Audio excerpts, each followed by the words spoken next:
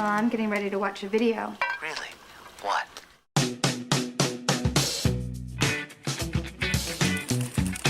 Hey guys, it's Tyler Nichols with Joe Blow Horror Originals, and you guys probably know me as a narrator, writer, critic. I work on Real Slashers, Awfully Good. I'm the showrunner for the Revisited side. I do a bunch of stuff over there, and yeah, I'm a big fan of horror movies, so let's look at some of my Halloween picks for 2024. I tried to not go too generic with this. All right, we're going to start a little off the beaten path. First, we've got Revenge. This is from the writer and director of The Substance. This is her, I don't know if it's her first movie, but this is the movie that you need to check out. It's French, but it's absolutely incredible. I say that like it's a bad thing. Next. And this is a horror movie that has been lost to the ages. Dead and Breakfast. This actually stars where's he at there? Mr. Osgood Perkins, the director of Longlegs. So it's fun. It's silly. It has this very weird video look to it. Just check it out. And then I had to go very, very generic with my final pick because this has to get watched every Halloween. Fright Night. The original Fright Night. Not to bash the Colin Farrell version, but the original Fright Night is where it's at. So yeah, happy Halloween. I'll give you something I don't have. Choice. Forget about me, Charlie. Hey everybody, it's Andrew. You guys know me from all of our adaptation WTFs and most of our Black Sheeps now, and some of our Revisiteds as well. And I also get to assign a lot of the WTFs and see what my writers and editors and narrators do with them. The three movies I'm going to watch on Halloween are going to be Monster Squad after the kiddos are done trick-or-treating. And then I'm going to jump into Fright Night, which is my favorite vampire movie of all time.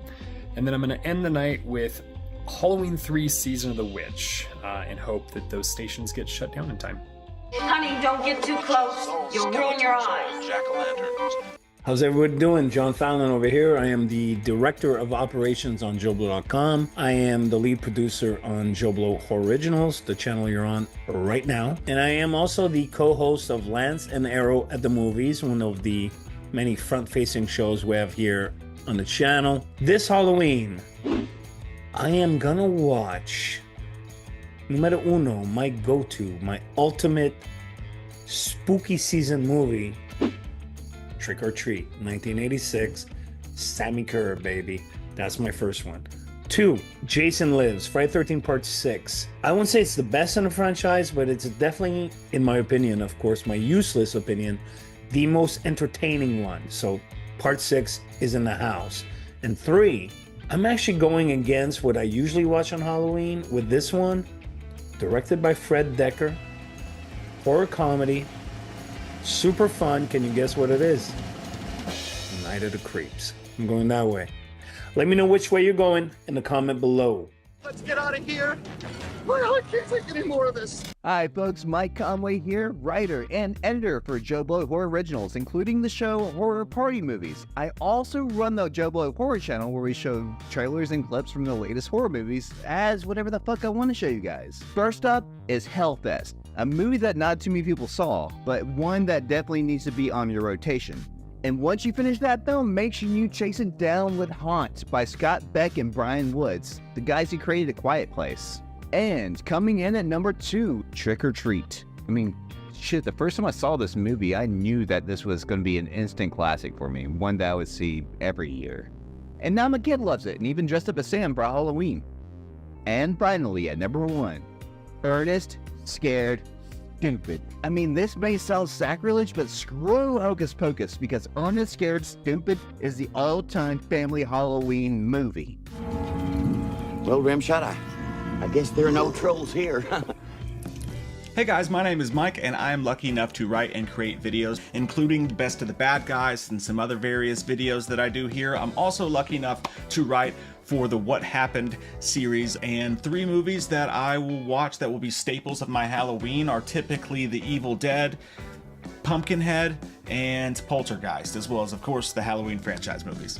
See anything you like?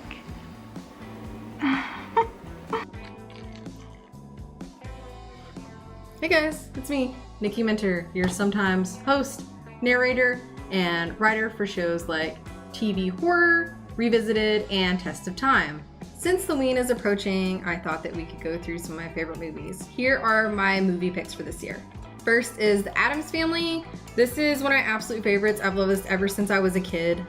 Wednesday, I'm obviously identifying with, and now more identifying with Gomez and Morticia. But this is a must watch for me every year. The next one is not gonna be one that you're gonna be surprised by, but it is Scream. There's a formula to it. A very simple formula. I already love horror, so this was, something that made me fall in love with horror even more. It also made me want to be a final girl, so this is also a must watch every Halloween. And then last, but definitely not least, we have Devil's Night, The Crow. To me, this is almost a perfect movie, and I don't know if that's like a stretch or not, but I absolutely adore this movie. I love the lines, I love Brandon Lee.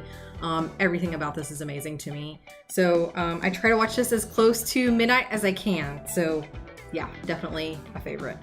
No, please don't kill me, Mr. Ghostface. I want to be in the sequel. Hey guys, Lance here from Joe Blow Horror Originals. I'm a writer, editor, narrator, showrunner. The current shows I work on are Scene Breakdown. I contribute to the Revisited series, and of course, Arrow and Lance at the Movies. It's the Halloween season, so the two ones I'd recommend on my back catalog that if you haven't seen, please give a watch, is my deep dive into Lucky McKee's May. I Love Myself, Angela Bettis. And of course, the childhood horror of Little Monsters. But for this Halloween, I always switch it up. I'm a bit eclectic. I don't watch the same things all the time, so I'm gonna recommend Subspecies 2, one of the best vampire movies you've probably never seen, unless of course you grew up on Full Moon like I did. German Shepherd versus a werewolf. I am talking Bad Moon. This is a fun one. Schlocky as well.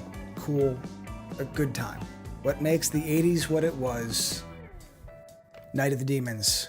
Gory, horny, dumb. It's just my kind of movie.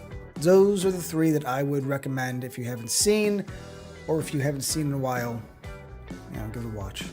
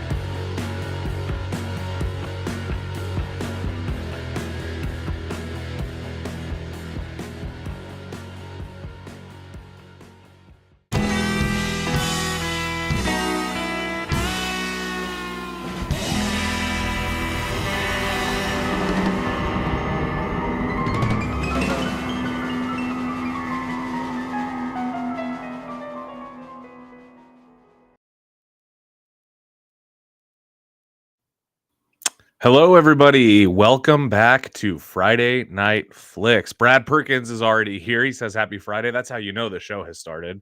Brad's here. Hello, Grand Admiral Thrawn. Thank you, everybody, for being here.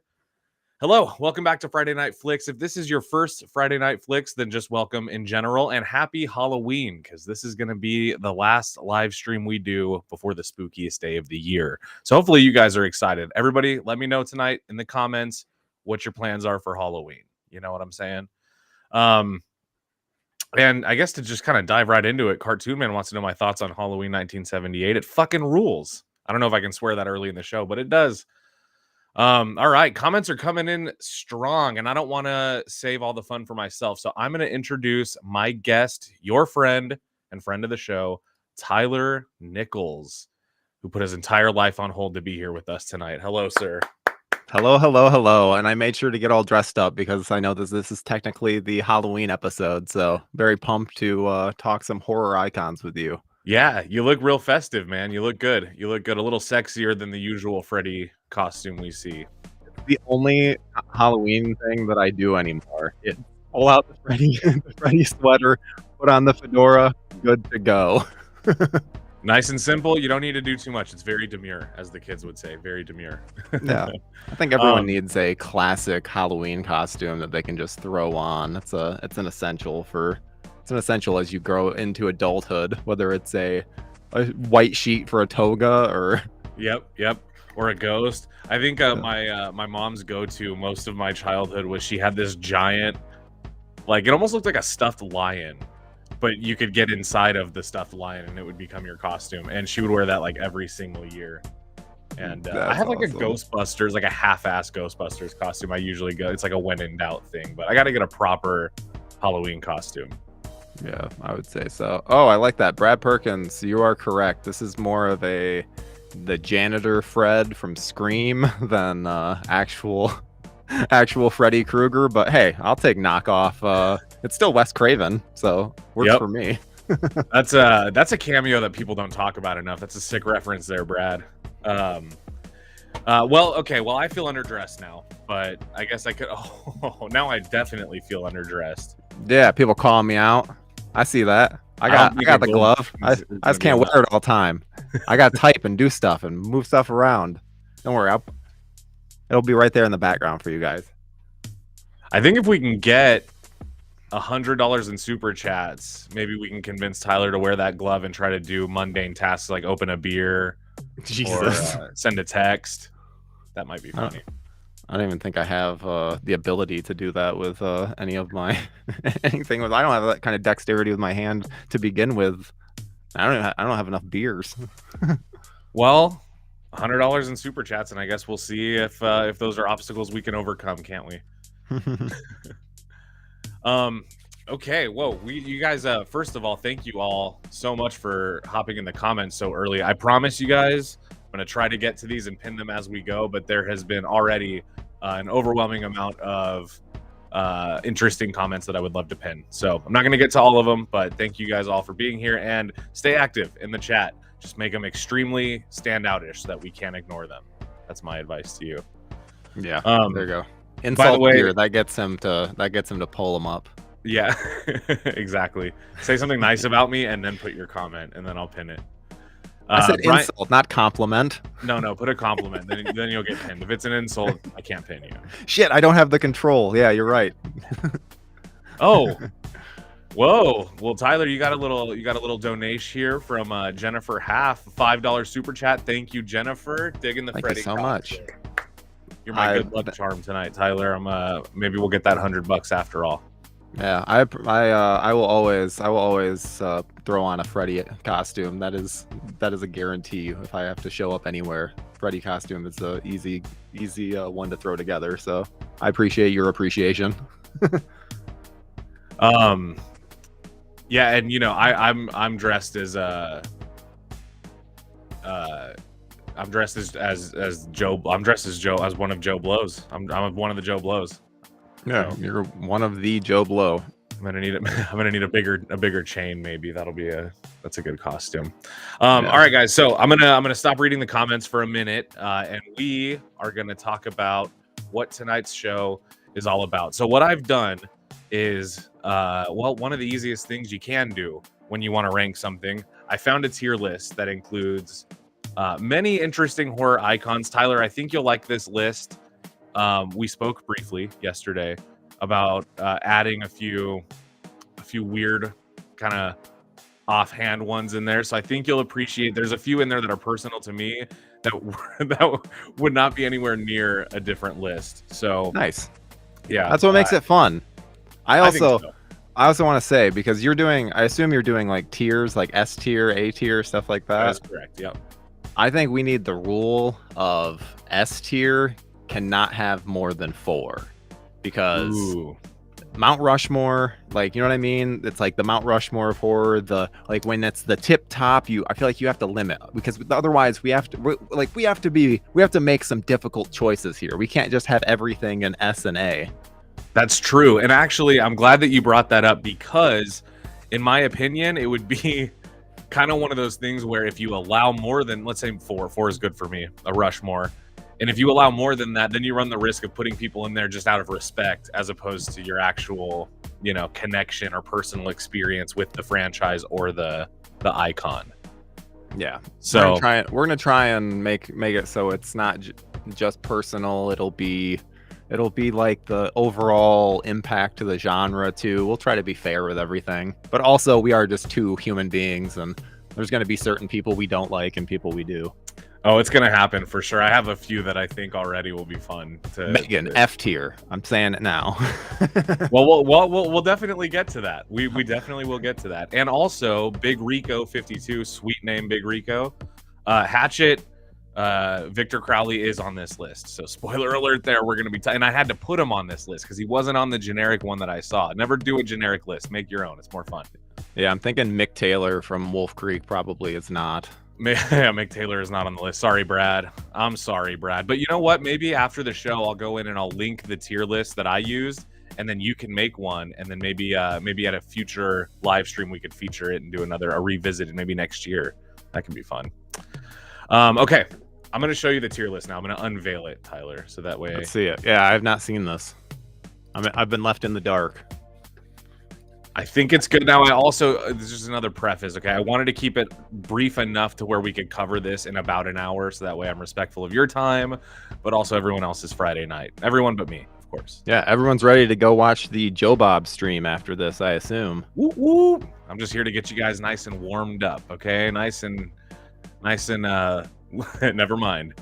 So this is the list, dude. It's a good list, but listen, I had to leave some stuff off. There's a few icons that I know for sure there's going to be people in here are upset I left off. I just want to put that umbrella out there now. Everything on this tier list is covered under I couldn't fit everyone. I thought this was a good list for the time that we have. Yeah. So that's that. Okay. So are we going like full on scary?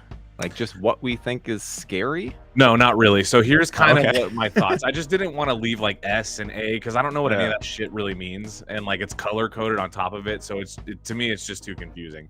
So what I've done here is my thought process was how I would feel if I was in a compromising situation in the world of one of these franchises. Like for example, if I was in the custody of Annie Wilkes, how would I feel? Would I be chilling, nervous, spooked, scared, or terrified? But we can really, I mean, what I hope this goes to is more that we don't care about the classifications, more just that we see who's the best of the best. It could be any kind of, personal experience that lands you there. It doesn't have to be whether or not you find them scary. Okay, that works for me. Sorry for the tangent there. Yeah, let's do this. I feel like I'm gonna have a little difficulty with this because I don't think any of them are scary. Like, well, then don't think about that. Let's ignore the title. Impact. Okay, I'm just gonna go impact and yeah. Well, because also, I mean, we're talking what makes them iconic. So there's a lot of things covered under that. So don't get caught up on the fear factor. Okay. I'm a man of detail. So I gotta make sure I'm good now, though. That makes sense. And if you do get hung up on it, I'm going to rein you back in. Don't worry. Okay. Now, see, look, Joseph Roth is already breaking the cardinal rule of giving me shit after I put the umbrella out there. My man, Joseph, I'm sorry. I couldn't fit everyone. This is fun. Okay. I think you got pretty much everyone. Yeah, and somebody's going to have one that they wish was on here. There's always a sequel. Okay. Nowadays, you got to have a sequel. So maybe we'll get another list going sometime. All right, let's start with Annie. It's Annie Wilkes, isn't it? From Misery? Annie Wilkes from Misery. Also played by Lizzie Kaplan in Castle Rock. Yeah, I think she goes in the spooked. Okay. I'm having a hard time. I'm just gonna be viewing this as like S, A, B, C, and then F because I have a hard time with those. Just remind me what they're supposed to be. S, A, B, C, F. Yeah. Usually there would be a D as well. Let's just add in another thing. C, D, and then F, because we need more tiers. Wow, I like this, dude. You guys are getting a live overhaul of the tier list. This is fun. I like that. That way we have a little more room to breathe. I'm a little scared with the other ones. A little variety. Annie's super like scary and had good cultural impact in terms of her like hitting James Caan's foot, and like it's a cool moment. But also like I don't know, like you could beat I could beat up Annie Wilkes, I think. So it's not like she's meet her in an alley and be super terrified of her. Now I agree, and I think you said C tier, right, for you? Yeah, I would say C. Okay. Where would you put it? I agree. C is good for me. But here's one thing that I think is important too: is the thing about Annie Wilkes that maybe makes her. I mean, I don't know if this makes her more iconic, but it adds to the kind of is. This, I mean, there's other than Castle Rock. This is really the only live action adaptation of this movie, or of this Stephen King novel, and it kind of hasn't really been touched other than that one prequel since. And I think that Kathy Bates maybe has a lot to do with that. So, if anything, even if the character is less memorable, I think having Kathy Bates as that character does kind of hoist it, if anything else, from a D to a C. Yeah, I'd agree. Art the Clown. This is one that this is a hot topic. Yeah, very hot topic with the recent release of Terrifier 3. You did a special last week for it, and I did. I know everyone is on his dick, and like I get it. He's a scary person, but I think he still has some. Rings to climb. And I think he's a B tier. That's my opinion, but. Okay. We can debate this one. Yeah, we might have to talk about this a little bit because I honestly don't know where I would put Art at this juncture. I will say the franchise is still a little new, so there's kind of a, there's, like you said, there's still some reaching to do. But I also think though that this is an interesting like enigma in terms of being a slasher icon that people recognize, because I would say at this point the character of Art the Clown is a lot more recognizable than Terrifier the franchise. I think more people are familiar with the character than have seen the movies. Yeah, and that's people call him Terrifier.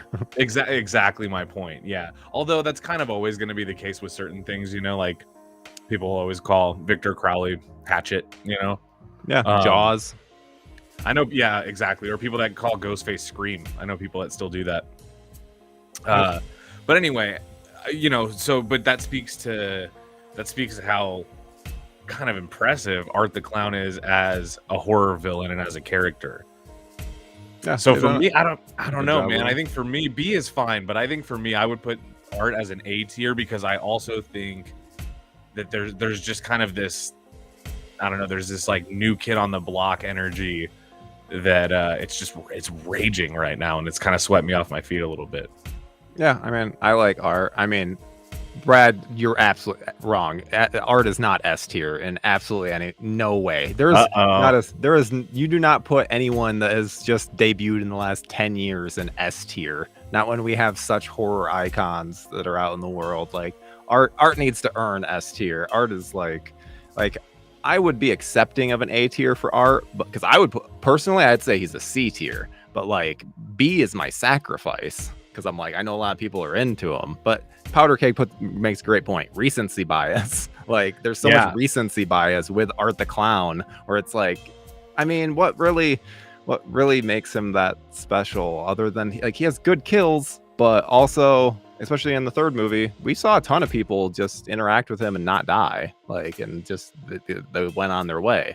So like, you can get away from Art, and it's not that scary, and he's dual. He's I don't know. It's not like the only person he's hunted down so far is Sienna, and he's been unsuccessful both times. So, but you can't hold that against him. Otherwise, we got to hold that against Michael Myers, which I don't want to do. But Michael has had 14 movies at this point. Yeah, true. If Art had 14 movies, then I would be all about it. That's fair. Okay, then here's what I'm gonna do. I'm going to put him in A because this is my list and I can do whatever I want. But as we go, if I find, because this will happen, this always happens. If I find as we go that somebody else that we put in the A tier is like much more impactful to me than Art the Clown, then we'll move him down. You know what I mean? If he can't stack up to the other A's, then we'll move him down to B. Is that fair? That works. Okay. Okay, this one I thought would be fun. This next one is fun. You know what? We're gonna move Art down to B now because I can feel it. There's a few I'm seeing on here that I feel I'm already gonna end up changing my mind. Don't smirk at me, buddy. I'm just saying, hey, I see that same list too, so I'm like, I'm thinking ahead. I bet everybody else is going nuts in the comments. Are like, fucking move it back up. But we're gonna keep it there. Next, though, we have Audrey 2 from Little Shop of Horrors. Are you a fan of this musical film, Tyler? It's fine. I'm not a big fan of musicals, so I mean it's not I don't know. I'm not a musical guy, so it's not my thing. That's disappointing to me. That's disappointing to me because one, as you know, we've talked about this before. I love musicals. That's a style of movie that I care about a lot. And specifically, I love musicals like Little Shop of Horrors. And this character to me, I mean, here's the thing. It's not a very scary character. Not much of a slasher, just eats people between songs.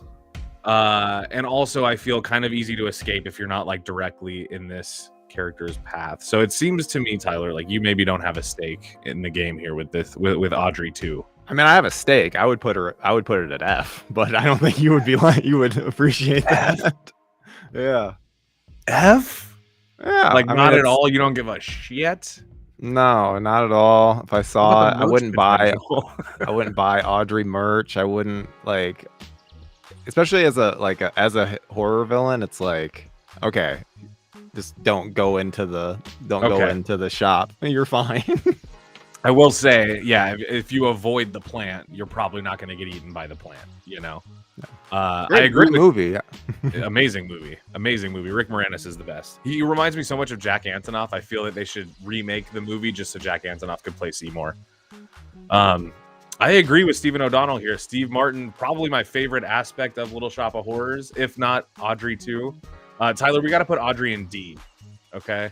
Okay, I'm accepting. I mean, I was expecting you to go higher than that. So if you're well, I want us to try to agree where we can, but I also think, you know, in my opinion, this almost doesn't count. I'm just happy it's on here, you know. But if you were to compare Audrey to even the shark from Jaws, Bruce, Bruce, good old Bruce. Yeah. So what do you think?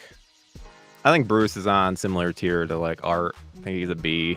I think he's very iconic, but obviously as someone who was terrified of sharks and does not go in the ocean because of Jaws, there's a pretty easy solution when it comes to Jaws. Don't go in the fucking water. Don't go in the ocean. So then I'm less scared. But I mean it's one of those things where he's so scared. The shark himself is so scary compared to other sharks, but again, when you compare it to everything else on the list, it's like, yeah. It's the shark from, at this point, 50 years ago. Yeah. So it's been a long time. We've had 3 other movies with different sharks that weren't as impactful, but so many shark films that like aren't impactful. So like Bruce is super impactful. But again, we're comparing with so many others on the list too. So I go B, but okay, I'm gonna agree for the most part. But here's my piece of it. Just a quick thing. I won't tangent out too much. Yeah, it's a shark still at the end of the day, right? So there's a lot you could do to not get eaten by this shark. And I also think that like part of what makes Bruce scary, it's more, you know, I mean, the first Jaws is what made the shark scary. You know, the subsequent ones may be scary, but also silly. And it's when you don't see the shark that you're afraid of. You're more afraid of the open water and not knowing what's beneath you or what's around you. And I think for that docks Brucey boy maybe down. Yes. I think he's on the same level as Annie Wilkes, man. You just nailed it. You made the great argument for him being C tier because most of the scariness of him is him not being there, and it's the mystery. A lot of the it becomes less scary once you're actually face to face with him. So no, I think I actually agree with you on the drop to C. I would have thought, because I was like, well, people are gonna be mad, this should be A, but like I think B. But no, I think you make an argument of like, no, the scariest part of Bruce and Jaws is the water and like him not being there. Yeah, like the stillness. Yeah. Well, I won't spend too much time on my next statement, but I just want it to be this is the moment. We had a movie thing happen, a movie conversation. This is probably the first time in all the conversations we've had where I've thrown something out there and you've been like, hey, maybe you convince me of one little thing. So gonna remember this for the rest of my life. Just so Hey, you know. I'm very willing to adapt. I think you are, but I also think that I'm not good at explaining why I like things or don't like them sometimes. No. You know, I get ranty. No, I get that. What about the Candyman, Tyler? How do you feel about Mr. Candyman? Oh, Candyman, I think it might be on the same level as Annie and Bruce. I mean, I like Candyman. Is pretty iconic, but didn't leave that much of a cultural impact. I mean, yeah, if you're in Chicago, then probably more so, but it just, yeah. I mean, Tony Todd's great. Tony Todd is awesome in it. I assume this is only the Tony Todd version, and we're not including the Yahya Abdul Mateen. No, which I don't have any beef with. I mean, I didn't like that movie, but yeah, we're talking He's fine Tony in it. Todd. Yeah, he's. I mean, I think he's good in the movie. I think that movie just is not narratively satisfying. I to agree. Put it friendly. Yeah, to put it nicely. But yeah, C tier. Mostly because like I think the sequels just have a lot of fun, and like there's, I don't know, he becomes more of a slasher, and it's a little like all you have to do is say his name. Make the mistake of saying his name in some bathroom somewhere. That's scary. It's not super scary in terms but he's still once he's on your ass, you're essentially fucked. Which I think there's a scariness to that. I agree. I think, yeah, there's one kind of big thing with Candyman for me anyway, and that's kind of just that after the first movie, I was never afraid of saying Candyman again. You know, it doesn't really push me into that fear the way that like Art the Clown does movie after movie, or certainly not who this next contestant does. Tyler, I want you to go first with Tiffany here. Tiffany. This is tough. You have Tiffany on here, and I assume Chucky's on later. Yeah, he's down just a few. Oh, I mean, Tiffany is real fucked up, and I like Tiffany a lot, but she's one. also really emotionally culpable. So, C or D? I love Tiffany, but like, yeah, C or D. Okay, I'm gonna put her in D, and I'm gonna explain why.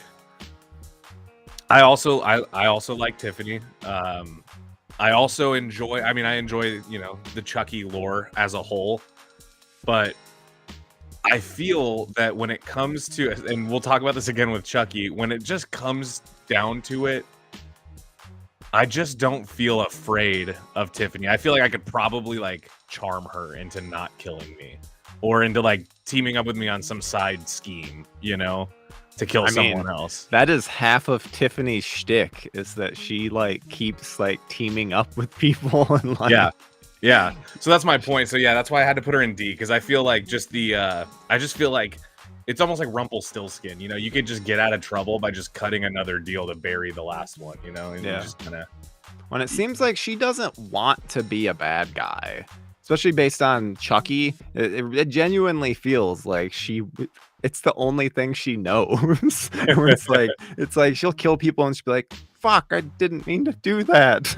Like, just I enjoy how her character is like ditzy, but again, because of that, she's iconic in many ways, but especially when she's not paired with Chucky. I think paired with Chucky, this probably goes up to like B, but just on her own, less so. I'm with you on that. Yeah, I think there's an adorable factor to Tiffany that makes her a little less terrifying to me. Yeah. And I agree. Again, Brian Stevens, Jennifer Tilly, the best. Tyler, you have spoken with Jennifer Tilly. You know her now. Yes, I had a very nice conversation with Jennifer Tilly. She was fucking awesome. I talked to the whole cast of Chucky, Brad Dourif, Fiona Dourif, Devin Sawa. It's such a cool conversation, and like Jennifer Tilly was the best. Like she's so cool. So I have a hard time even putting Tiffany on D tier just because I like Jennifer Tilly so much. But I know, no shade to Jennifer Tilly. She's a legend, always will be. If you let me ask you this. This is for the viewers because the audience wants to know this. You guys want to know this, and you're welcome for this, by the way. If you saw Jennifer Tilly like out and about, and you could just call her Jennifer, would you call her Jenny? Miss Tilly. Okay, so still we're not first naming. I would never first name damn near anyone outside of, I don't even know. I don't know who I would. I get directors. I feel like it's okay to first name because then you're like, you know what I mean? Because it's like, oh yeah, I chatted with this person. He talked about his creative thing, but with like actors, I'm like, no. No.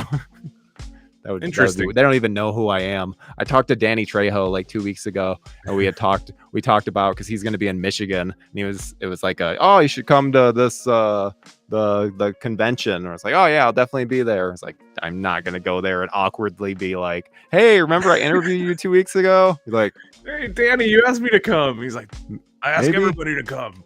Yeah. Well, now I kind of think you should do that.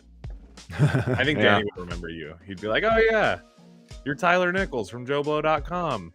I wish. Anthony Michael Hall remembered me, so that's about the best gift that I can ask for. That is so sick. I love Anthony Michael Hall. Yeah. Let's see. Carrie. Especially Sissy Spacek Carrie. Yeah. I've always thought Carrie was scary, but not like super scary. Yeah, I think Carrie wouldn't kill you if you weren't mean to her. So yeah, I'm not a bully, so I think that's a big difference.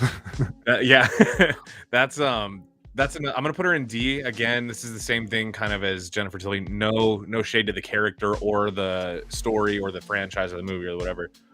But Carrie, if you weren't involved in her in the goings on of her bullying, you're probably all right from Carrie.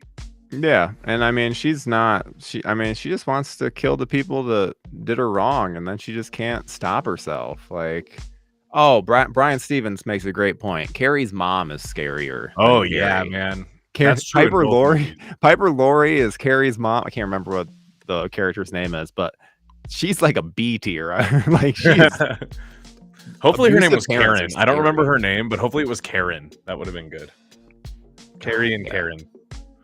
Just that woman is terrifying. The moment I got into Twin Peaks and was like, oh my god, it's the mom from Carrie. From Carrie, yeah.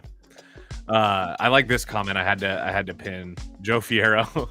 Where's Diddy and get him to the Greek? That shit was scary. I heard he was method acting for that part. Ooh, I used to like Get Him to the Greek. Now I can't watch it because everyone Russell Brand and Jonah Hill, everyone in it is just a bunch of canceled actors. Yeah, dude, Jonah Hill's a weird case. Before we move on, Jonah Hill's a weird case because did you see his leaked text messages with this girl?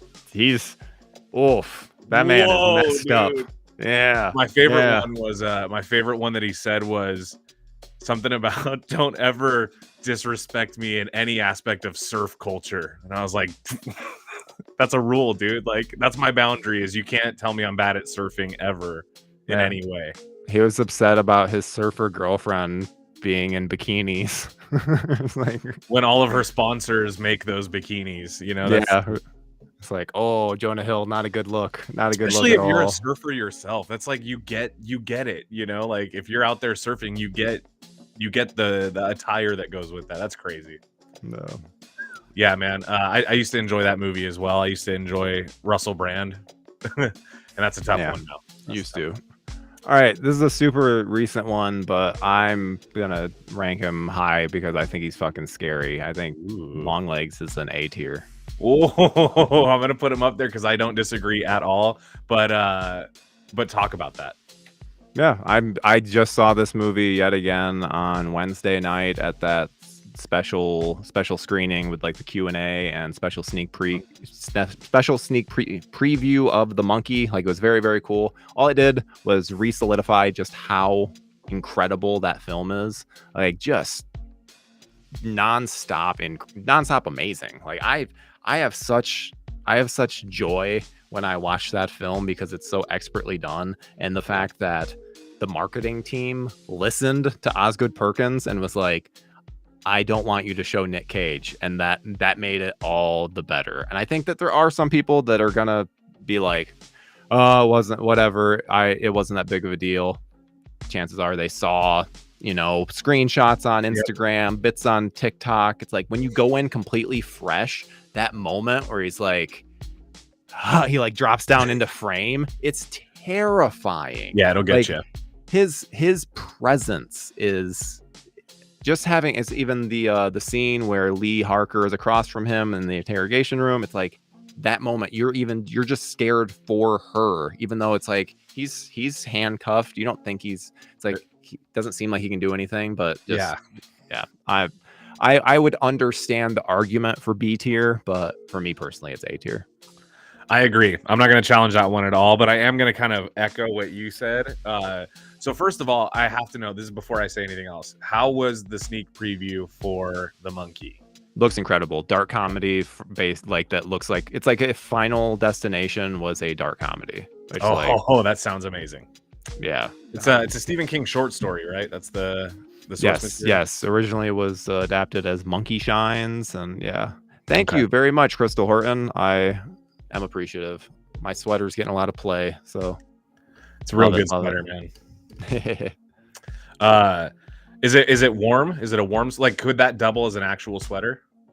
I absolutely wear this during the winter, just casually, because it's like, people just know I'm into Nightmare on Elm Street then. So it works as.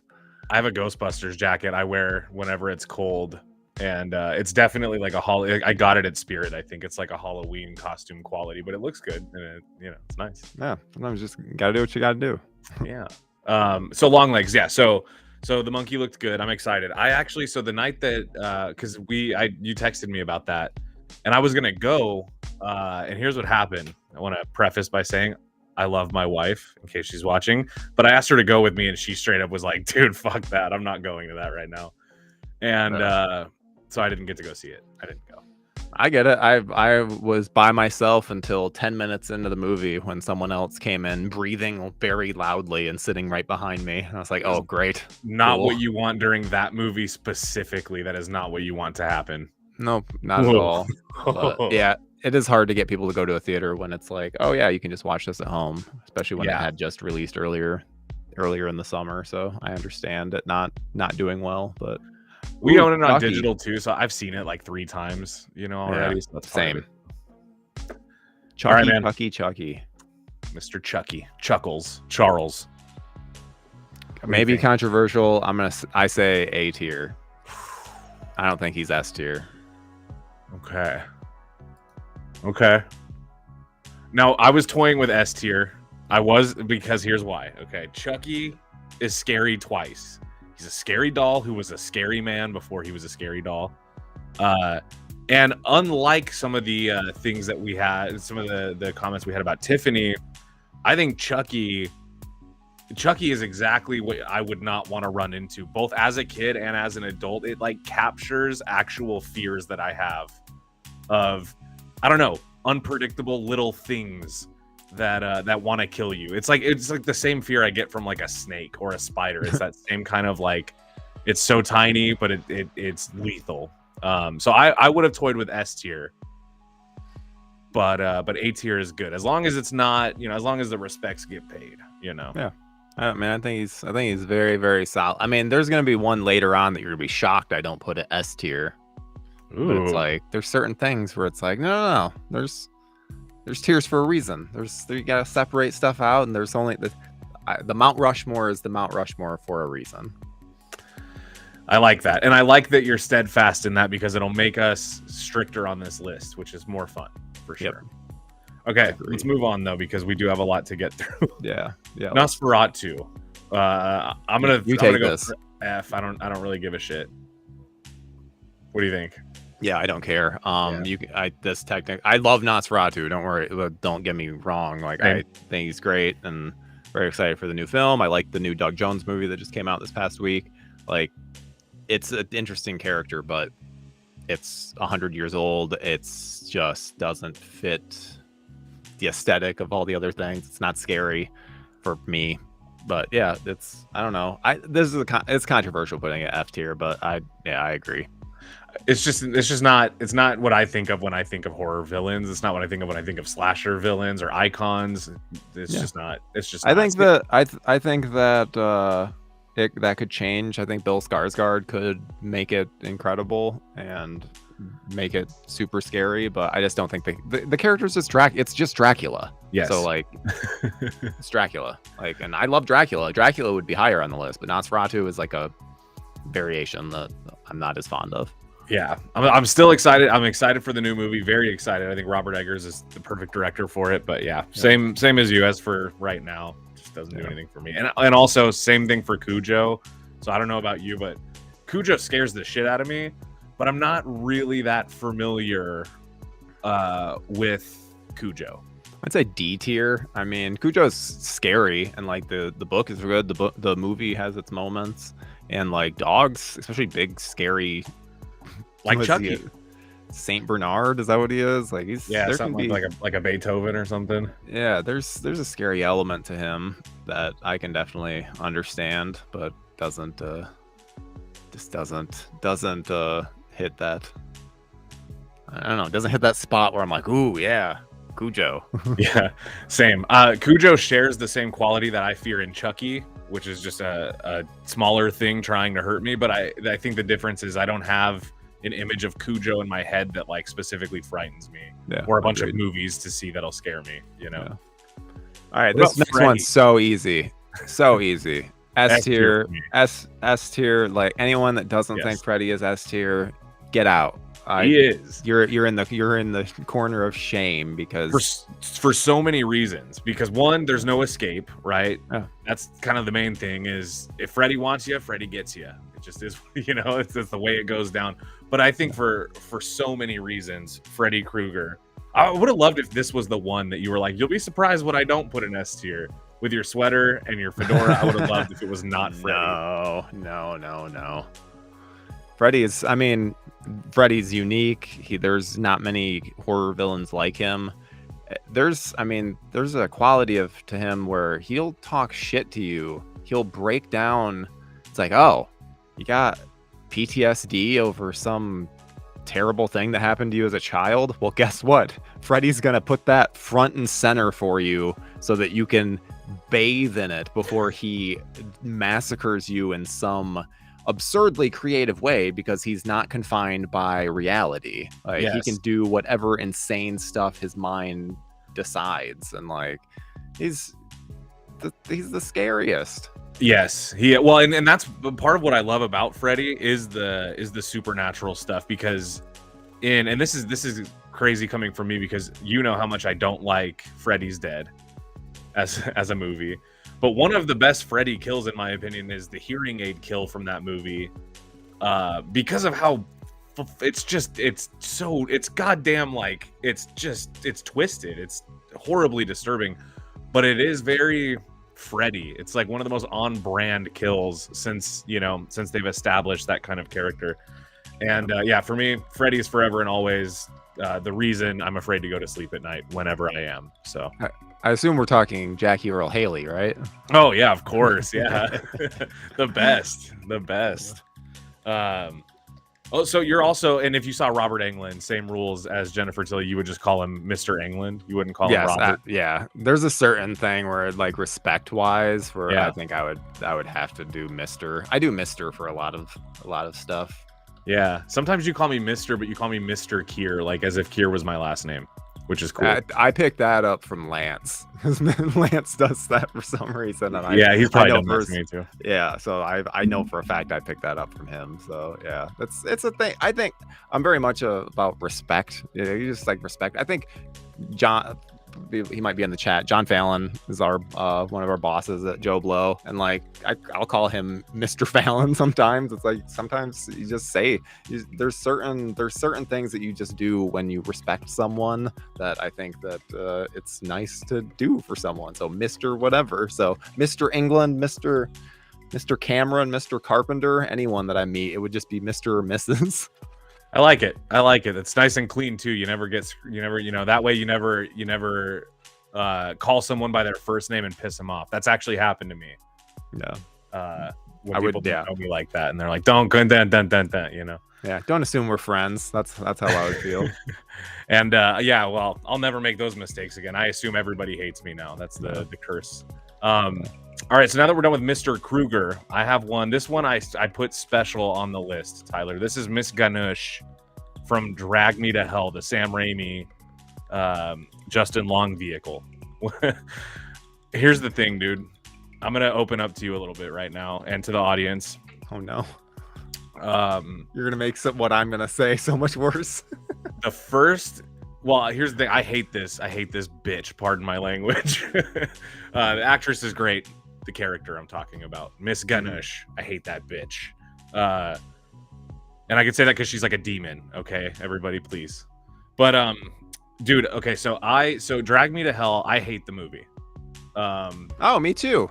Oh, okay. Well, then this will be easy. But this is the kicker, though. This is something I wanted to open up about. The old lady in this movie scared the shit out of me so much when I saw the movie, and still to this day, that, like, in my opinion, I don't know why, this lady is one of the scariest horror movie villains I've ever seen in a movie, and I don't know why. I don't even think the movie's good, let alone scary or funny. So I don't know. That is crazy to me. It scares the shit out of me, Tyler. That's insane. I think. Yeah. I mean, I think she's annoying. Like I hate her. She won't go away. Every time I've given the movie multiple chances, and I find her gratingly annoying. Where I guess I just can't see the scare. So you're gonna have to. I'll let you do this one. She's going in C, because for me, I think she's now. Here's the thing. I don't think she's iconic in any way. That's the other. You know what? Let's put her in D, because I don't think she's iconic. But this was a conversation that I thought would be fun, because to me she's terrifying. But I've never mentioned that to somebody and had them go, "Oh, totally, she's scary." It's always when people go, "What?" So maybe it's something with me, dude. But yeah, I mean, it's funny though, because there's always those kinds of things that I think Mary Shaw from Dead Silence is scary. She is. Yeah, there's random shit like that. I love Dead Silence. I know we've talked about that as well. It's one of my favorite James Wan movies. Super underrated. I get a big kick out of that film, and I was very happy when they finally released the theatrical version on 4K. Yeah, good stuff, man. That's just one that I have so much fun with. I also think it's like super edgy. It's so of its time. It's a nice time capsule for horror, I think. We should say that's from Sam Raimi's Drag Me to Hell. Major Blazer was asking. Oh, yeah, sorry. Major Blazer. Yeah, Drag Me to Hell, Sam Raimi. I know it's not scary to anybody else, but to me, scary. Yeah. Yes, Kier's Fears is Miss Ganush. That's where I draw the line, Powder Keg. That's it. What about Ghosty Face, Tyler? Ghosty Face. What do you think? Why are you making that face? I like it. So I would put Ghostface either A or B. Okay. Mostly not because S. No, definitely not S. 100% not S. That was actually my one that I was like, oh, it's like that's not an S. I don't think Ghostface is an S, because we've had some real weak ghost faces over the years. That's true. There's so many different identities for Ghostface, so it's like, yeah, some versions of Ghostface are terrifying, like, you know, for the one Ghostface from 1 and 2, I would say is S tier, but there's some Ghostface from later on where I'm like 3, no, Roman 3 brings it down so much. Yeah, Roman, and like I mean I like him in 4, and there's elements that just don't come together in such a weird way. They're so weak. They get beat up so many times, like they're getting kicked around and getting thrown around. But just treated like little bitches, and that's not an A. That's a B. Okay. Ghostface, I'm saying B. Yeah, it's okay. Well, before I make the official move, here's my piece of it. I almost think that the fact that Ghostface has different identities all the time, I think makes Ghostface more iconic, because it's kind of one of those things where the identity, the mantle of Ghostface is the iconic part, not necessarily your Stu Mockers, you know, or your Romans, you know. But I will say, I don't know, dude, at least we got to do A tier at least, because I would have put Ghostface in S tier with Freddy, specifically just because I think Ghostface belongs to a franchise that, in my opinion, I know you don't necessarily agree, has never had a bad movie. I love all the Scream movies. Who are you talking to right now? I'm the biggest I just screen I could've cheerleader swore- on the whole site. I could have swore when 6 came out, you and I talked, and you were like, no. I love 6. Okay, then I don't know. Maybe 6 is one of my favorites. That's my second favorite. really 6 is your second? Okay, well, you definitely like it more than I do, even. But I could have swore you went the other way on that one. No, I love 6. 6 is like Jason Takes Manhattan meets, like, there's so many like combinations of films that like 6 just becomes this great amalgamation of like what legacy sequels should be, which, I mean, I'll say I don't like that the characters are a little too bulletproof, but that's a problem with most franchises. Indeed. Yeah, unless they explain it, which in this case, it doesn't make any sense that Ghostface could take so many hits. But okay, well then here's the thing. I got to put Ghostface in A. Yeah, because I at least I can't have him on the same tier as Art the Clown and not on the same tier as at least Chucky. That would be crazy to me. That's fine. Literally, look behind my head. Look at that. He's right there. I love it. Hey, oh my! That's from 6. Yeah, I knew that was there. I didn't realize until I looked at it. Yeah, well, okay. Then pardon me. A tier then should be fine for you. Okay. Yeah, you love it. Yep. Now let's do Gremlins as a whole, because while they're not all evil, they're also not all, cute and cuddly like Gizmo. I would say the iconic element of Gremlins kind of helps elevate them a bit, and their chaotic nature, but they are very easy to beat. At C tier.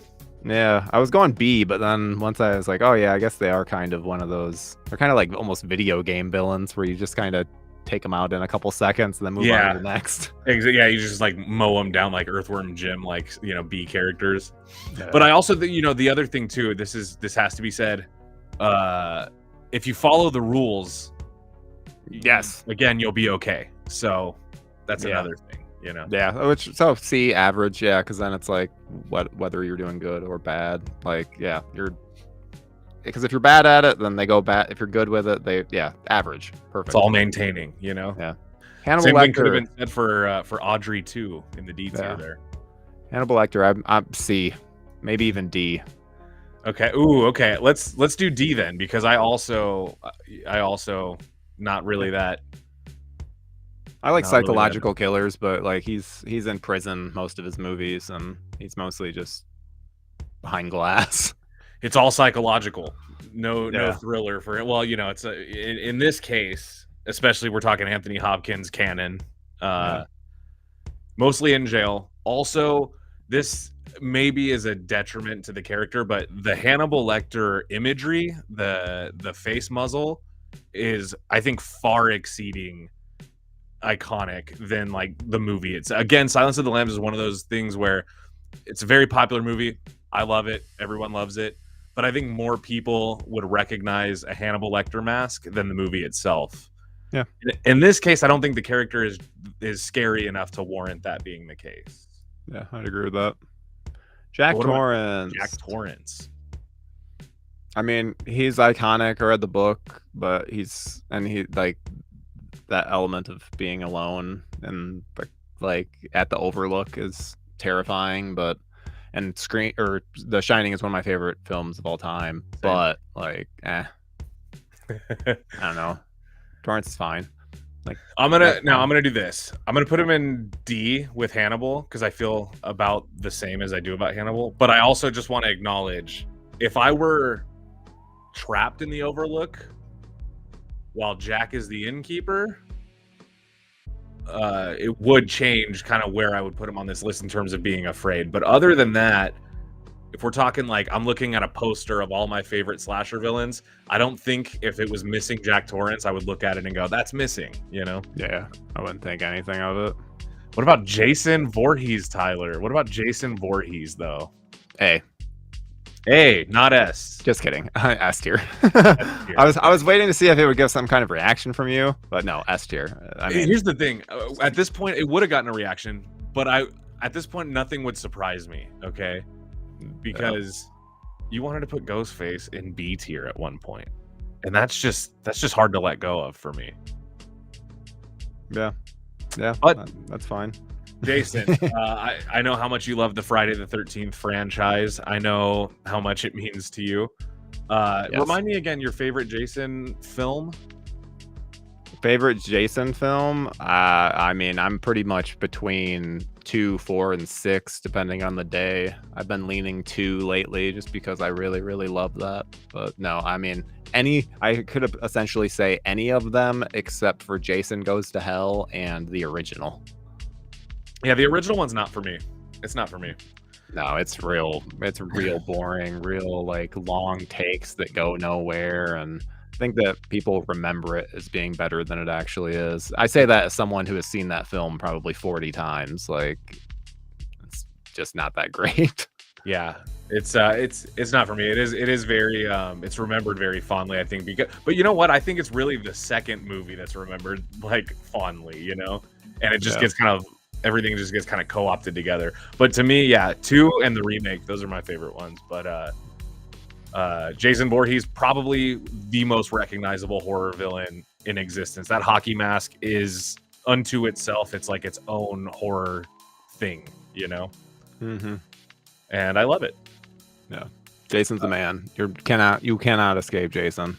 Nope. It's another one of those villains that genuinely like made me afraid of certain things. Like Freddy made me afraid to go to sleep. Jason made me afraid to have sex, you know? Because I'm still a virgin. Yeah, same. I think it's that I was afraid, not that I'm just a movie guy who sits in a room talking about movies all day. What about John Kramer? Jigsaw, I mean, he is kind of an old man with cancer, but he does have interesting I like his C tier. He has great concepts and great ideas, but he needs other people to execute them. He's very reliant, but he's between that and his traps, he would be no threat if he wasn't so intelligent and kind of if he didn't have so many people in his cult, you know, kind of in his corner anyway, in his camp. But he has a mind, kind of like Hannibal Lecter, a mind not to be fucked with. The difference is he's not behind bars, so his prowess and his hubris can be acted out, and it does scare me. I just recently rewatched the first Saw. That's one that I probably watched the most. Saw 1 and 2, and Saw X, probably the best one. Yeah. But dude, I just saw the 20th anniversary theatrical re-release of Saw in theaters. Did it do stuff for you? Was it awesome? It was very good, but also seeing it on theaters, you can definitely see it's an indie movie. Yeah, I could see more of its flaws than I could ever saw before. Where I was like, oh, okay, I guess I didn't notice that. Oh, but then it also made me appreciate like how less Hollywood it was. Yeah, it was dirty for sure. It felt like what it really was, which was like, you know, almost like a student film with a budget, you know. Yeah. Ooh, John, you might be a little disappointed. I was gonna say, dude, this is a good comment because Pinhead, that's gonna be one that's probably maybe not a fun conversation for anybody because Pinhead is divisive, I think, between generations. It's like one that really, depending on when Pinhead was prominent. Okay. Depends on what movies you saw. But... Yes. All right. Is that Samara? I can't recall the name, but this is from the Grudge. No. Is it not the girl from The Ring? Is it the? Well, I thought this one over here was the girl from The Ring, the one next to Pumpkinhead. I guess I don't know The Grudge that well. Doesn't The Grudge have like the little boy and the little girl? Yeah, but I'm pretty sure this is the girl. You know what? Let's skip these anyway because those aren't my kinds of movies. Okay, yeah, let's skip those them. to the end. Killer How about the Killer Clowns? I mean, they'll make you into cotton candy. And they'll fuck you up. Like, then they're iconic. It's hard because I would put it at B, but I would have a hard time ranking it above some of the stuff we put in C. So I feel like it has to go either C or D. Yeah, dude. To me, I can go with C. I think Candyman and, you know, Jigsaw, like those are good kind of base level. Joe, yeah, I left The Stepfather off of this, Joe. Imagine the irony there. But that, to me, that would have been a fun one to defend because I am very, very afraid of this. Terry O'Quinn's Stepfather, that's like B tier. He's It's what scary. tier? B tier. Oh yeah. Yeah, okay. B's good. Yeah, he's a fucking psychopath. That Yeah. moment where he's like, wait, who am I here? Oh, dude, I get the chills every time. Like, what? Every time. Excuse me. And especially after you've seen the movie, knowing like what when he says that, the chills, because you also know what he's about to do and like what that line means to the rest of that movie. Oh, dude, it's so good. Ooh, I should have put him on here. Agreed. Thanks, Joe, for reminding me. Maybe next time. Leatherface. A or B. Yeah. Okay. He's pretty solid. I think depends on the iteration. I think that A would be like the earlier movies, and kind of BC would be like more of the Platinum Dunes Leatherface movies, where because he just becomes Jason Voorhees. Yeah. Which I love Jason, but I'm not a big fan of ripoffs of Jason. So like that just didn't really appeal to me. Meanwhile, the amazing thing about Leatherface in the first 4 movies is he does this thing where he like changes his personality based on the mask that he's wearing. So whether he's in cook mode, whether he's in like fancy mode, whether he's in hunter mode, it's a different mask. So I don't know, it's just well done. Well done, Mr. Leatherface. That's a nice little creepy added piece of it. Yeah, dude, Leatherface is iconic. There's nothing more to say about it. It's probably one of the most common Halloween costumes in my family because it's real easy to get your hands on, like a redneck apron and a chainsaw and a human face mask. Yeah, those are easy to come across. If you grow up in the wrong places, they're easy to find. What about Esther from The Orphan, Tyler? What do you think? I've only ever seen this movie the one time, and I didn't watch First Kill, so I don't have much of an opinion on her. She's unsettling. Like, yeah. She is indeed. I think the fact that the twist of The Orphan makes her scarier, obviously. And if you should see First Kill, it's good. It's pretty good. That's what I've heard. I have a funny story about that, but I'll tell it to you later. I don't want to tell it on the show. Here's the thing, dude. Esther she's scary, she's cunning, she's whatever. But again, unless you're in her path, which it could be anybody, but it's really only her family. So unless you adopt her, or somehow get intertwined in her path, you're probably not even going to notice that she's an adult serial murderer. Yeah. F. I think D tier. D. That works. Yeah. Leprechaun. Loved in the Leprechaun. B tier. Maybe controversial. I know it might be controversial, but I say B tier, both for his iconic status, but also just like the fucked up stuff that he does in those movies. I mean, and all it takes is you just being like you getting in his path. It's like, yes. He just happens to he's searching for his gold, and then you just come across him and he fucks you up. Like, he's straight up, he's like, he doesn't care if you've never heard of his gold. He'll come up to you and be like, "Where's me gold?" And you'll be like, "I don't even know what you're talking about." And he's like, "Well, then you gotta die." Yeah. And like I said, like, I understand it's controversial. I am a Leprechaun fan, and I like the character a lot. So like, he probably deserves to be at C, but like, I like him. Now, I love Leprechaun, as you know. Specifically, I love Leprechaun in the Hood now. That's become a very comforting movie for me to watch when I'm stoned. And dude, yeah, Lubden is scary. He's fucked up. Some of the kills that this guy does are very creative, a la Art the Clown. But here's the thing, dude. I think I would kick Lubden's little ass if I could just get the jump on him. Like, all I would need is like one little window where I could outsmart him for a second to catch him with his pants down, and then I'd kick his ass. Yeah, I mean, I don't disagree with you on that.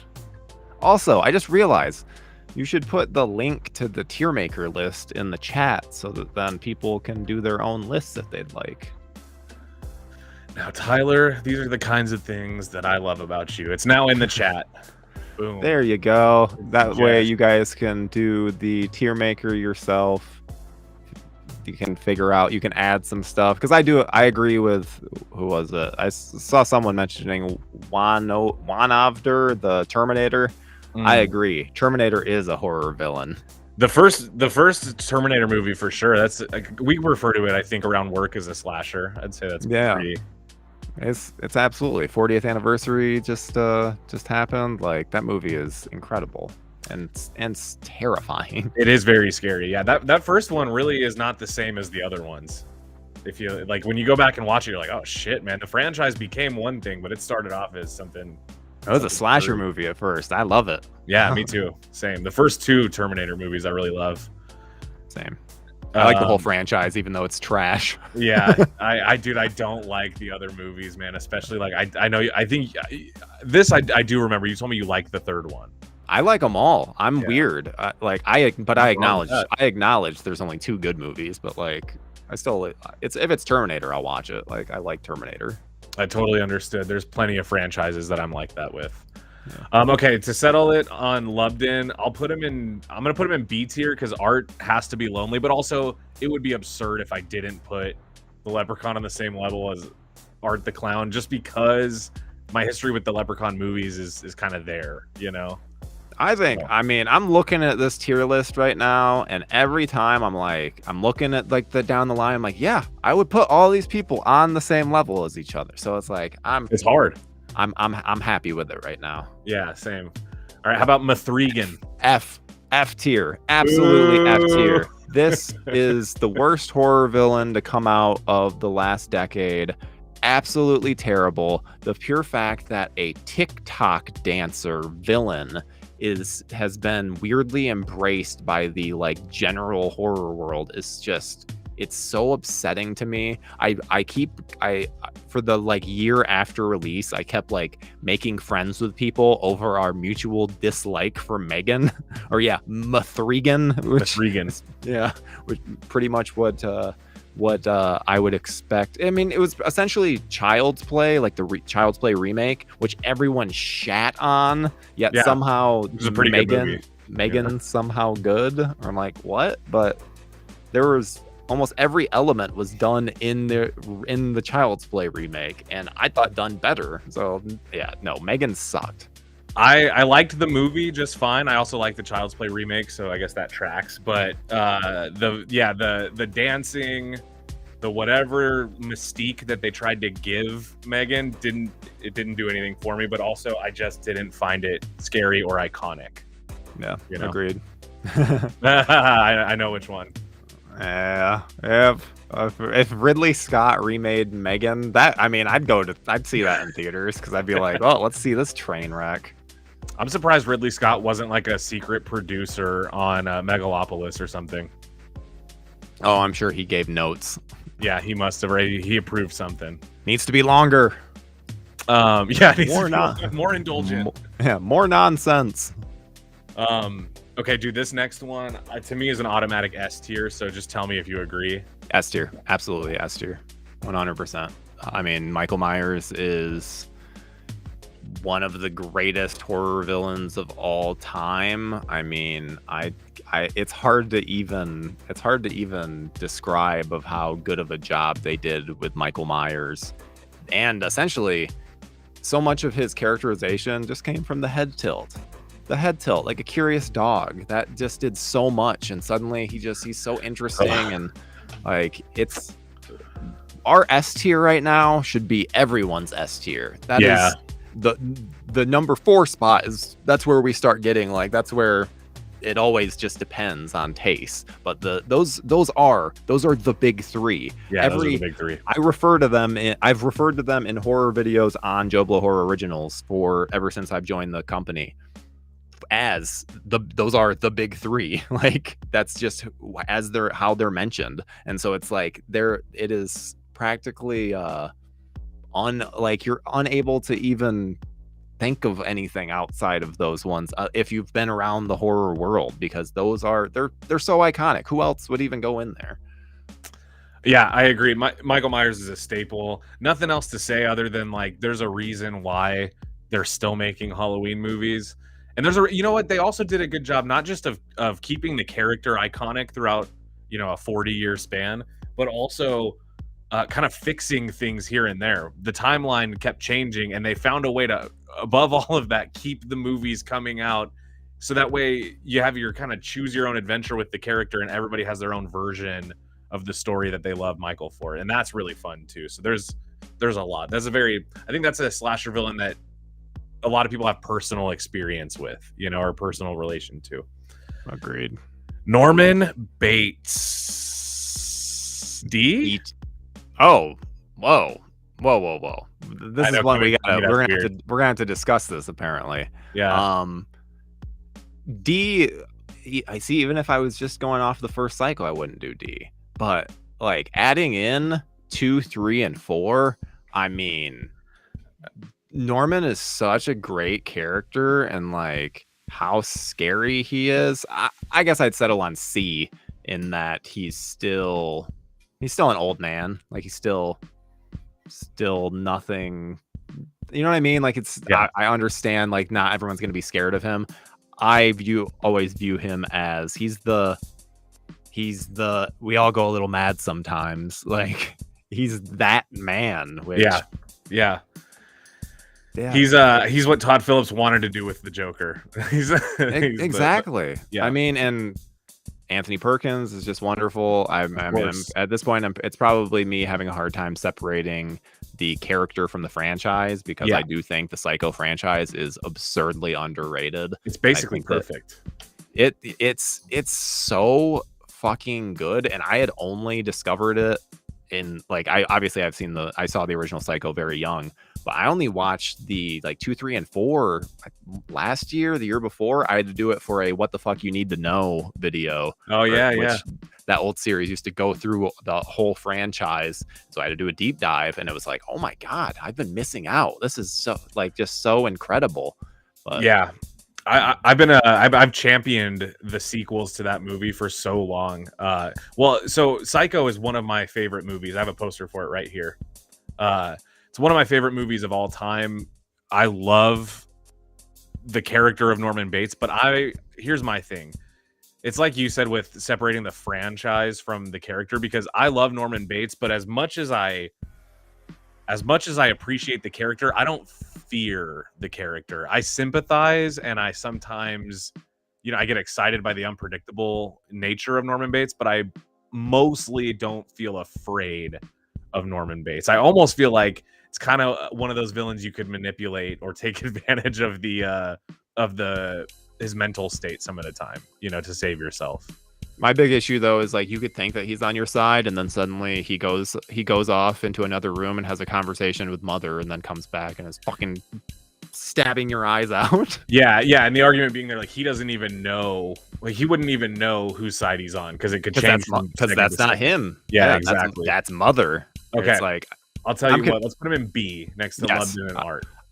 I was gonna say, I was like, the unpredictability, I feel like kind of raises them to that B, the B tier, because it's like even was it Norma? Is that her name? Yeah, Norma. Janet Leigh from the original Psycho. I mean, Norma is Norman's mom. Oh, the mom. Janet Leigh's character, Marion Crane. So Marion, even her, she thinks like.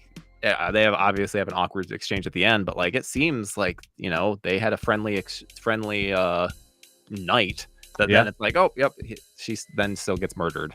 So very true. Yeah, you're right, because you can't reason with the guy, because you're not really. It's not Norman really. It's Mother which I think actually on the tier list this counts as Mother as much as it counts, because that's the image. That's when you really see it. So okay, B tier is good. Tim Curry Pennywise, not Bill Skarsgård Pennywise. So here's the thing. I'm including this picture of Pennywise. It's both, just Pennywise as a character. Okay. I'm glad you clarified, because I would have ranked him lower if we weren't including Skarsgård. Same. In fact, actually, before we get onto this, I actually have a little something for the audience. So guys, get your comments at the ready. We will be reading them.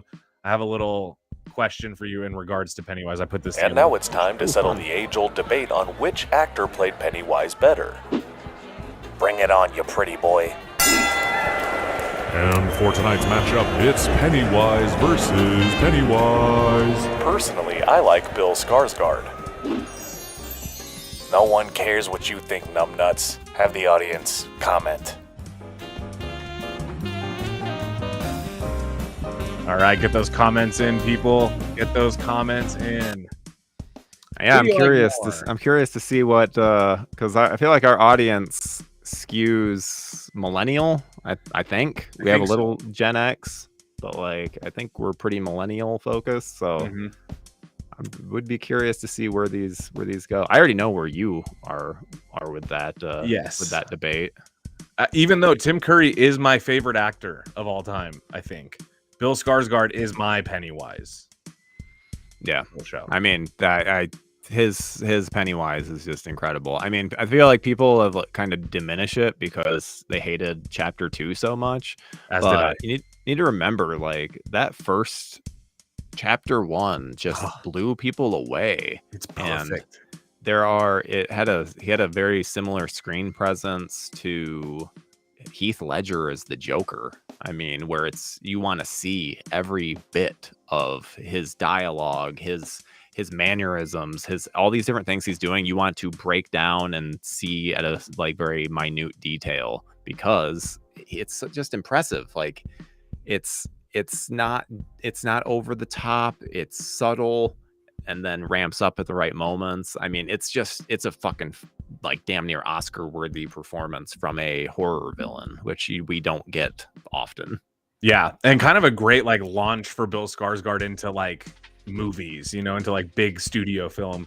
I've always said this, dude. Like, it looks like we have a lot of Tim Curry love in the chat, which is great. We love Tim Curry over here as well. Here's my thing though, and I've always said this: Tim Curry as Pennywise scared the shit out of me as a kid, but Bill Skarsgård Pennywise scares the shit out of me as a grown adult. Like those, I maybe still wouldn't watch it in the dark alone on a rainy night, and that's the 90s miniseries I would watch anytime. Yeah, but I also think It Chapter 2, I had my problems with it. I don't like that movie very much, especially with how much I love the first one's It Chapter 1 is my favorite horror movie, I think, and the second one didn't do anything for me. But Bill Skarsgård had nothing to do with that. He was still amazing in It Chapter 2. My beef was mostly with the pacing and the story, not so much with Tim Curry or with Bill Skarsgård. It's looking like Chad is pretty unanimous with Tim Curry. Tim Curry, yep. So I agree to disagree, chat. I'm usually on the same page with you, but I've never been a big Tim Curry Pennywise fan. And he's barely in the like most of that miniseries. Like the first half, maybe a little more, but that second, he's barely around. It's a little boring. His presence, like you can feel, he's not like omnipresent, absolutely. And I feel like it's kind of like the gore in Texas Chainsaw Massacre. It's practically non-existent. People just kind of remember it as being there. I think that's the similar with Tim Curry as Pennywise in that they remember him being in it much more, which I don't think you need. Like you just need to optimize your time, which again, I'm a big fan of the book, and I feel like that Pennywise is not a good representation of the book. There's some scary moments, but I mean, even looking at the Georgie death, I think it's handled so much better. And because of like how Pennywise, because of Bill Skarsgård's performance versus Tim Curry, because Tim Curry, he's always scary. You see him and you're like, that's a fucking terrifying clown. Like, why would any kid go near him? The Skarsgård one, he ramps up the scariness. So it's like, it's more playful at first. He seems old timey, but it's still like a playful thing. But I fully agree. Fully agree. Where do we rank this? Now, for me, this is S tier, but I don't want to be presumptuous. So A tier? I say A. Okay. Personally. Pennywise to me is my favorite of all time in terms of I love it, but I mean, let's debate this right now. Look, we have because at the start of this said four for our S tier. We've been pretty good with that. So it means one slot left from those remaining picks. Me personally, my what I would put in the S tier. Xenomorph. Yes, the Xenomorph. I knew it. 100% the Xenomorph. It is the perfect movie villain. The perfect, like, the and life one of the cycle. scariest. Yeah, the weaknesses, strengths, it is so terrifying, and there's multiple elements of it being terrifying, whether it's the face hugger, the chest busters, the chest burster element, the actual xenomorph itself, the vagina spike, which we got in the new one, Alien Romulus. Like, I don't know, xenomorph is, I have a hard time thinking that anything is better than a xenomorph in terms of scariness. Every time I watch those movies, I'm always just like, I would die so fast. It is, yes, as the film says, a perfect organism. Organism. It is a perfect organism. They thought that through so well. Which is why every time they add like another element, it's kind of like, no, don't. Yeah, don't overdo it. Yeah, we don't need too much. I agree. Now, I love the Alien franchise. I love the Xenomorph. So I'm going to tell you what, we're going to keep Pennywise in A. I do think the Xenomorph can fit into S, because I also would put it, I guess, on the same level as Pennywise, which would have been my S. We'll get there when we get there. But you know what? Let's do the Xenomorph now. I'm going to put it in S out of respect. Okay. That's just my opinion on it. You can change it. That's fine. You have the control. Either way, it's going to end up being either your opinion or my opinion, and you're our guest here. And also, I don't feel like getting into all the ways that I personally love Pennywise, because a xenomorph would kick Pennywise's ass. So, that's like, at the end of the day, Pennywise needs to sleep for 27 years. The xenomorph, it'll just kill you forever. So, and like both of them are like narratively so interesting because of like the 27-year feasting on fear, and then like the xenomorph organisms, both of them can like the xenomorph can apparently survive just floating in space and getting blasted out of the spaceship, and like there's just so much about it that the xenomorph just fucking rules. Dude, I know. I love Romulus so fucking much right now. I'm re-hyped on it. And I'm so stoked on Alien lately. Yeah. I think ever since I did that deconstructing episode. I'm realizing, is there no Predator in this tier list? There isn't. I'm sorry. Ooh, that's interesting. Just slipped my mind. I'm not a huge, for me, I'm Team Alien if we were to stack up Aliens versus Predators, but there are some Predator movies that I genuinely love. So as a villain, he's just Predator's coming after you. It's pretty fucking scary. Indeed. I'd say Predator is like a B tier. I wouldn't disagree. I would agree. Just because if that thing locks on you again, you're fucked. Not a lot you can do. Okay, what about Pinhead? This is John's man. John said this is S tier, Ty. I am damn near. I agree that he's a great, he's A tier for me. I love Pinhead. I love the Cenobites. Same. Chatterer is my favorite.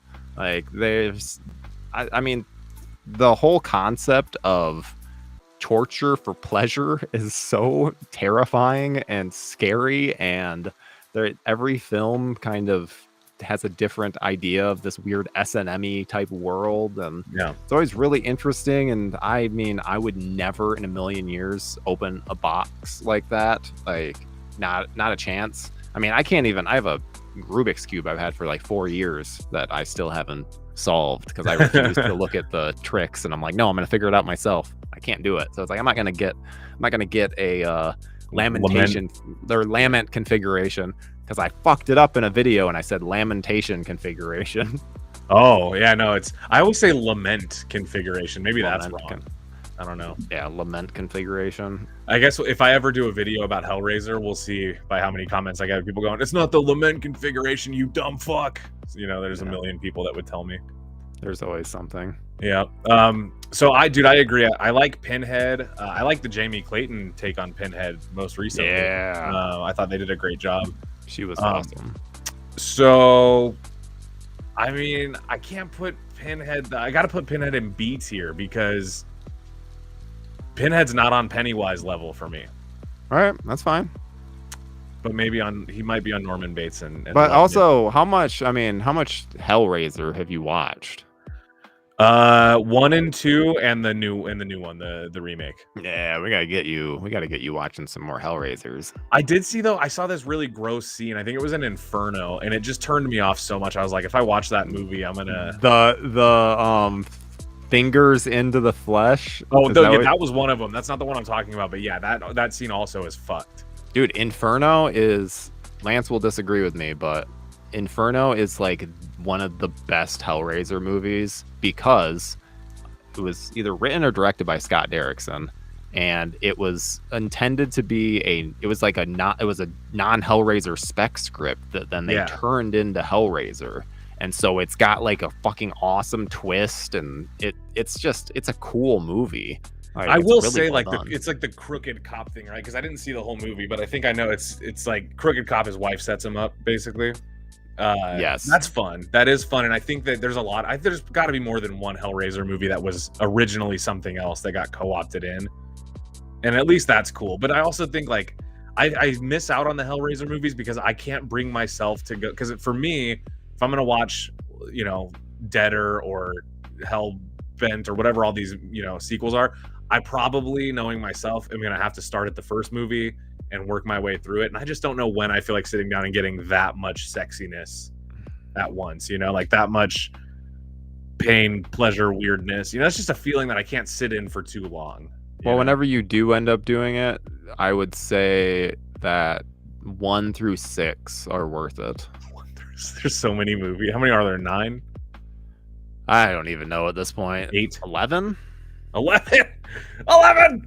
Because I mean, there's the crappy like ones that they had to try and save the rights, and I can't remember, maybe 10. Yeah, I don't know. The Hellraiser movies are the kind of thing that I like the Hellraiser films, like, but it's not. I don't know. It's not like this amazing thing that I care about. Same. No shade at Clive Barker either. Yeah. Makes a lot of movies that I don't connect with, but. Okay, what about Pumpkinhead? Pumpkinhead, this is a scary guy, scary summoned monster. Pumpkinhead is fucking terrifying, and anyone that thinks that he's not haven't seen Pumpkinhead. B tier, absolutely. I'm with you on that 100. I honestly didn't know where you stood on Pumpkinhead, so this is cool. Yeah, absolutely B tier. Like, Pumpkinhead is fucking scary. Yeah, just basically a revenge monster. This is the best way to describe Pumpkinhead, and the scariest type. Also super well designed, those practical effects, all of that. It looks wet all the time. It's disgusting. I love it. Yeah. Sam from Trick or Treat. I mean, I like Sam. He's more of like the Watcher type. He just kind of he's on the periphery of. Yeah, I've almost always viewed Sam as like, if he's around, something is bad is going to happen. Like that almost, yeah, like something is going to happen, but it might not specifically be him that does it. Like he's not be the person wielding the blade or whatever. Very true. So you're saying in this case, Sam is less scary because Sam is more the sign of things to come and not necessarily the storm itself. Yeah. Exactly, which is I love Trick or Treat, but I'd probably put Sam at like F tier. Yeah, same. I think this is more for I think Sam is on here more for the sake of just how recognizable and iconic the look of Sam is, but inside the film itself, those stories, Sam is not the one that I'd be afraid of. Yeah. Okay, we got Victor Crowley. Oh, okay, I thought it was Jeff Goldblum fly for a second. I was like, ooh. Kind of looks like it in a small, No, this is Victor Crowley from Hatchet. I'm gonna have. I mean, I don't like these movies, so I have a hard time separating the character from the films. Mm-hmm. Very low budget movies. Just not my. I mean, poorly acted. Just really, I don't like also how the kills are handled because it's a lot of just like cut to kill versus actually set up, and I don't know. It's just not my thing. It never has been. If I can watch the first one, but like. The other 3, I genuinely can't stand. So at least the first one, I'll defer to you. In it, so that's kind of cool. Yeah. Okay. What about D? No, what about D tier? Because I think Victor Crowley is more scary than Megan, Nosferatu, and Sam. Yeah, but I I don't really love the franchise, and I've seen the series, but the only one that I really rewatch or that I really like, it would be knowledgeable on is the first one, which I think is okay. Yeah, and I mean, let's be real. Some of these, it's based on just the quality of their films. Some, you know what I mean? Like, it's not gonna all. There's many different factors that go into how we actually rank these. Sometimes it's just the feeling or like the personal connection you have, like And in this case, it seems like both of us are maybe kind of the same thing. Where to me, like Audrey 2, instead of being D tier, I don't know, maybe would have been C tier just because I love that movie so much. But yeah, okay. Ken Man Dan Man said, "Did you talk about Tall Man from Phantasm?" No, Tall Man is not, but that would have been a good one. Yeah, he's not on there, but I would say, I really like Tall Man. He'd probably be like a C tier. Yeah, Phantasm's pretty scary shit too, especially like if you like Hellraiser, you probably like Phantasm. That's like a good double feature, probably. I say Phantasm and Nightmare on Elm Street pairs together well. The dream element. I can see that. Faux show. All right, man. Let's talk about Captain Spaulding here. Sid Haig, rest in peace, Sid Haig. F tier for me. I mean, he's not really. I like Captain Spaulding and like, but compared to the other Fireflies, I'm like, well, Baby is scarier and more unpredictable. Otis is scary. Otis is like not want to be in the same room as him. Yeah, but, I don't even want to be in the same town as Otis. Yeah, not at all. And same with Baby. Like she's insane. Yeah, man. Now, and this is part of it, dude. This has to be considered for this specifically because Captain Spaulding, I think, is a lot scarier in The Devil's Rejects than in House of a Thousand Corpses. Yeah, absolutely. Yeah, So, I think but Otis is terrifying in all three movies, but especially the first two. Yeah, I would say that Spaulding from Devil's Rejects is why I would rank him so low because he's kind of like the old uncle in that movie. He's like, "You damn kids! I'm sick of cleaning up after yous." Let's put him in D though, because I can't put him in F. All right, that works for me. And then we're gonna skip those last two. Fuck them. Yeah, The Grudge and The Ring are two movies that I'm not really that fond of. I know they're Japanese. It's Samara and Sadako, but I don't know what they're because I only know that because there's the movie Sadako versus Samara. Just awful. That's a movie that exists. The Grudge versus The Ring. Yep. And it is really cheaply done. Oh, if you ever want to go on to a crazy rabbit hole, go into all the Ringu and Grudge film, or Ju-on is the Japanese title. I think very interesting. I think Mr. GG covers some of those movies on YouTube once in a while. I might have seen some coverage. I'll check those out eventually. I'm always curious. Yeah, I think I think Japanese horror has a lot of really interesting, like they go for a lot darker subject matter than American horror does in the mainstream. So it's more taboo stuff too. Yeah, and I say in the mainstream because like American horror in indie, it's just as fucked up. Like we do some crazy stuff in mainstream indie horror. It just doesn't quite get the spotlight. Yeah, dude, there's some stuff. It seems like nothing's off limits when it comes to indie horror specifically. It's everything's fair game. Seen some crazy things this year. I mean, I was shocked to see The Substance in theaters. Like the stuff going on in that was just like, dude, oh my god, how is this? How am I in a theater right now seeing the stuff that is going on? Like this is amazing. I loved The Substance so much. My wife loved it too. It was so good and weird and dirty and gross. It was just so good, dude. Body horror in the best you want to do a giveaway? You want to give some junk away? Yeah, let's do a giveaway. I got something for y'all. We're gonna be giving away a Funko Pop of Ghostface. Tyler's S tier. Tyler's ultimate S tier. All you have to do if you want to win this Ghostface figure is be the first one to answer which household technology saw a dramatic increase in sales following the release of Scream 1996. First one to get that one right, I'll pin your comment and you will be the winner. Here's the thing to remember, guys. This movie came out in 1996. So what household technology became... In fact, It's not only a drastic increase in sales, Tyler, 300% increase in this technology after this movie. Insane. It taught some people in the 90s that these things even exist. There were some people that didn't even know that they were a thing. And you need to be specific with your... Yeah. So far, we've got, it is not VCRs. It is not phone. Phones existed. I mean, phones were popular long before Scream. Not a voice changer, although that's a really good guess, Senior Dunny. That's a good guess, voice changer. But also, it's a household technology, not a gadget. Oh, here we go. Just got it. Stuntman Mark got the first one. Caller ID saw a 300% spike in sales in 1996 following the release of Scream. Is that insane?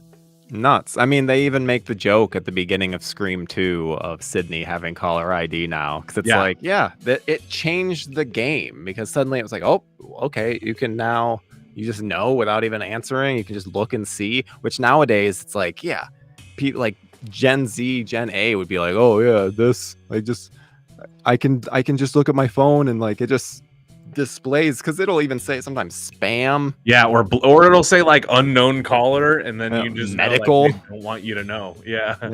Like all these things where it's like, oh god, this is like that, like I can't even believe I get that level of ID these days. So yeah, it is interesting too, because that means that if there was a 300% spike in sales of caller ID, I bet that also means, this would be an interesting statistic to know, but there was probably also a huge increase in prank calls after that movie. I bet kids were prank calling their fucking neighbors and schoolmates all the time.